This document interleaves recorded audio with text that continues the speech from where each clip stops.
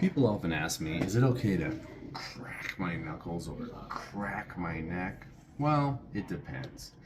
Movement in a joint creates the crack, so in and of itself, it's not too bad. If you do it over and over many times a day, you can make the joint loose and wear out a little faster. Particularly in the spine, if you're always needing to crack, the same joints move, and the ones that are really tight and aren't moving are causing the problem. That's why even I get adjusted.